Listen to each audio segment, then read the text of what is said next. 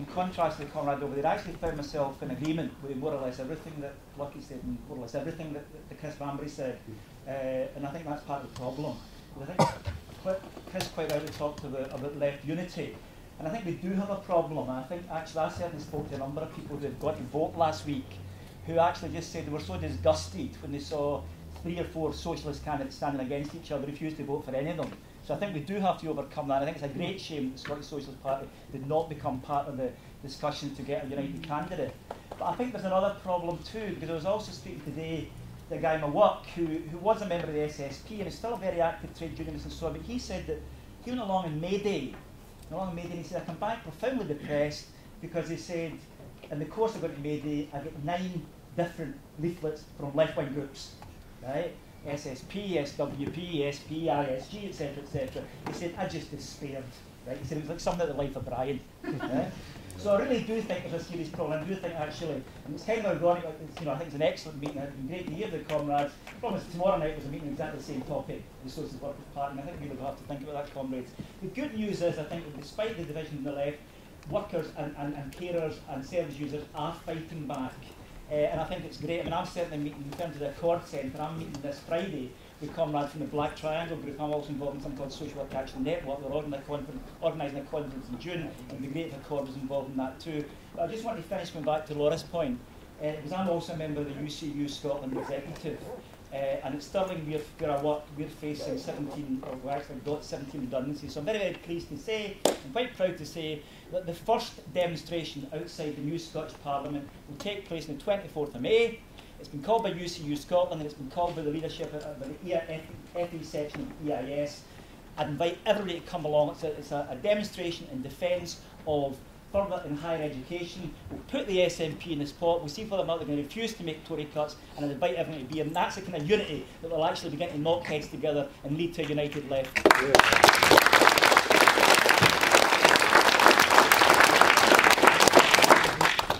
Yeah, thanks. I'm Gregor Clooney. I'm a member of the International Socialist Group. I think what we've seen in the Arab world is an incredibly important set of events, and what is really, I mean, it's a concatenation of political upheavals, one detonating the other. And I think there's only really been 3 prior instances which we've seen in world history which are of comparable gravity, and that's the Hispanic-American Wars of Liberation, 1810 to 1825, the European revolutions of 1848 to 1849, and the fall of the old regimes of the Soviet bloc, 1889 to 91. And one thing is that it's a real vivid example of internationalism, of a revolutionary political transformation which transcends national boundaries. And I think this is important because as socialists we often talk about internationalism, about the fact that socialism can't thrive in one state, that what we require is an uprising of the proletariat internationally. But I think this often seems quite abstract and implausible out of context. But over the last few months, what we've seen is a succession of political events which have rippled across a continent and have further caused enduring reverberations all over the world. Now, I think part of the contagion of the Arab revolts has been the sheer courage of the Tunisian, Egyptian and Libyan people. Millions of ordinary people, mostly unarmed, who have been facing attack by water, gas and lead, and have held their fists in the air with courage and defiance. And of course it's of world historical significance, not only because it undermines the logics of dictatorship which animate the region, but also destabilises the control of the US as the current imperial overlord of the region. We have to remember that this is a region that, despite the end of formal colonialism, has barely had a month where there hasn't been an imperial war or imperialist intervention. But just to echo what Chris said just finally, and I'll try and sum up, is that this is a process in midstream. It's a process which is unfinished, and the outcome of which is completely undetermined. And it cannot stop at the establishment of the kind of liberal constitutional democracies which mirror the West, because they can provide no shield to the population from the effects of the crises which are endemic and recurrent within capitalism. And we've seen that here, despite a supposedly democratic system which makes a mockery linguistically of the word democracy. We're being asked to pay for a crisis which was absolutely not of our own our own causes. So what I'd say is that beyond the overthrow of the personal dictatorships of Mubarak or of Ben Ali, there's a broader dictatorship which needs to be overthrown, and that's the dictatorship of capital. And that has got to be the common project of people in the Arab world and the people and us here in the core of the capitalist system.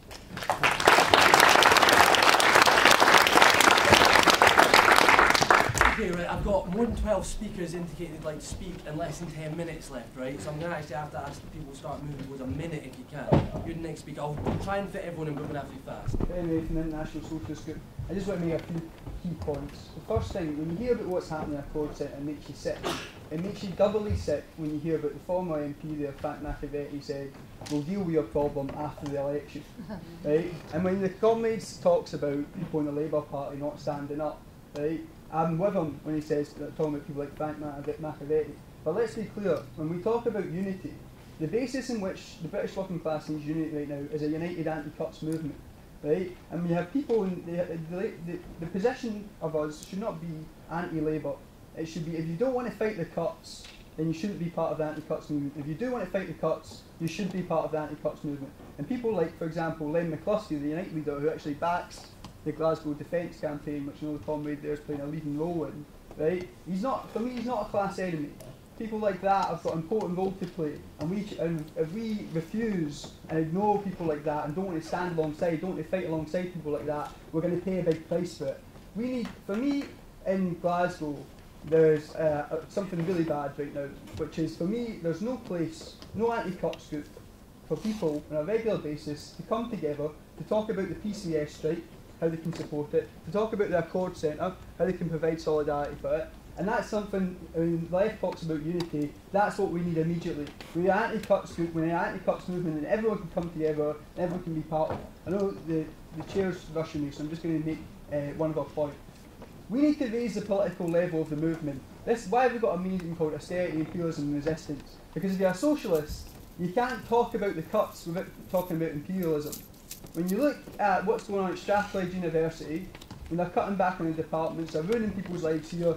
As Chris said, where's that money going? It's going directly towards ruining people's lives in Libya and elsewhere in the Middle East. We have to connect together the issues. If you think historically of the great working class struggles, like after the First World War, is when the issues of imperialism, of war and bloodshed abroad combine with economic struggles at home. And we need to fuse together those issues. We need to build a united anti-cuts movement, no more divides between different campaigns, a united anti-cuts movement. The left has to get serious. We need, when the poll tax happened, the anti-poll tax campaign movement, the left came together. When the Stop the War movement happened, the left came together. We've never been as relevant since. Right? And if we're going to get relevant again, we have to come together. If you're against the cuts, we should unite together and fight back.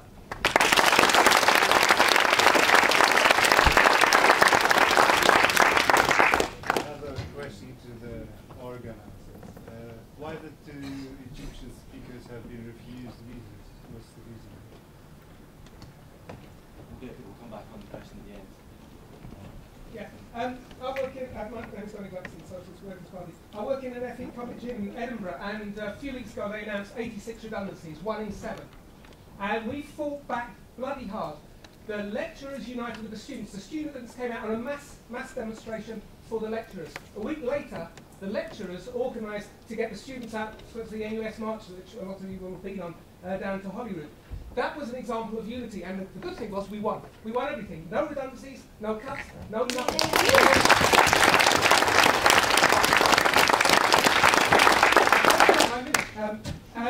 That's why I agree with what's been said on the platform, especially what Chris was saying about unity. Because unity is what we need. It's not unity in terms of joining with the Labour Party and going for the next election. I mean, we'll work with Labour Party people who are going to fight, like Ben said, absolutely. But we do need to unite as the left.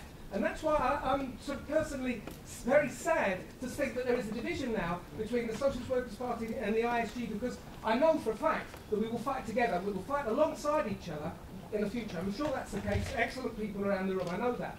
But I think we'll be far, far more effective if we fight together. We discuss together, we don't have a meeting on one day and a meeting the next day on exactly the same subject. We should be together, we shouldn't be divided, and that's what left unity is about.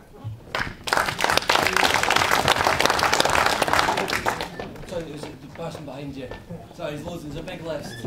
Alright, my name's John Bennett. I'm a student at Glasgow Caledonian, which is pretty much under attack from maybe the most brutal kind of neoliberal principle in Glasgow, I reckon.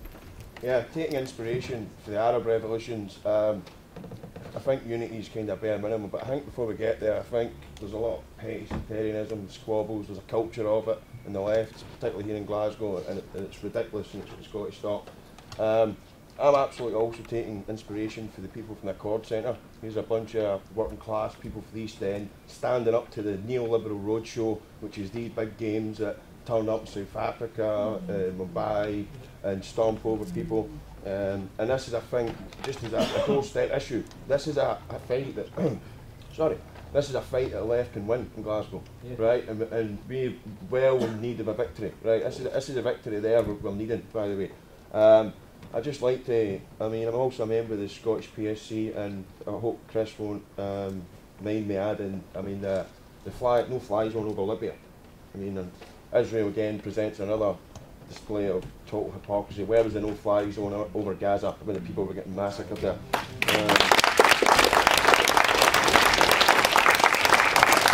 I'm also going to disagree with you though, if you don't mind. I kind of agree with Paul over here. I think I'm having trouble seeing Labour's trouncing as a travesty for the working class here. I think they sold us out, they're neoliberal, and I think they've, even after that, they've enjoyed tribal, blindless voting by the working class here. That's now over, and I think there's scope now for real left-wing parties to engage with the working class and win our arguments. Cheers.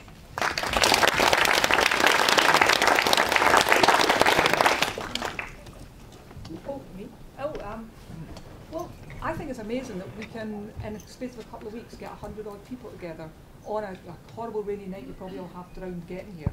But it shows that in Glasgow, like people are saying, there is a need and a wish for unity in action. Everybody can be whatever groups they want to. Nobody gives a toss what the letters are, because nobody really understands what the letters are sometimes.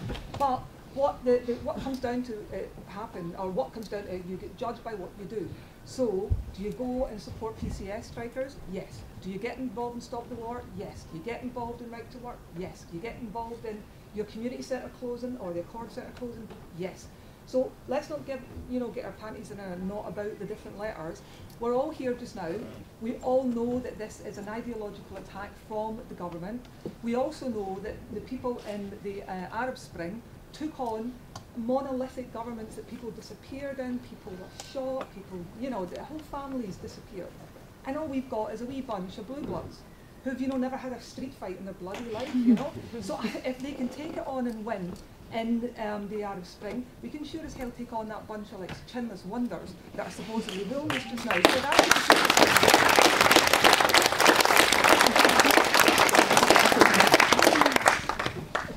So I'm going to be very quick. See, I've never lived under a Tory government before, and when they came in, my parents said to me, watch what's going to happen, the clock's going to go back. Right, to me that was rhetoric for a long time. I'll tell you what started to change. There's old men and women in this country that are lying in nappies for 16 hours a day, left to rot in their own mess. That's what rolling the clock back means. The Atos Centre, what the hell is going on in this city? The Commonwealth Games is supposed to bring young people together in a spirit of sport, but you're throwing people out in their arse. Look, John Bennett's absolutely right. We can talk about the courage we're taking from people in the Middle East, the courage in the Egyptian revolutions, but you said something at a meeting that I was at once that stayed with me ever since then. You spoke at the Defend Direct to Protest meeting, and you stood up and you said, if there's a jail cell, my name's on it. To me, I know you meant that. That is real courage. We've got it here. If you're going to be anywhere tomorrow, you need to be down there. But I want to say one other thing about what we're saying to people in the public sector. We're not just defending you because you want to keep your jobs.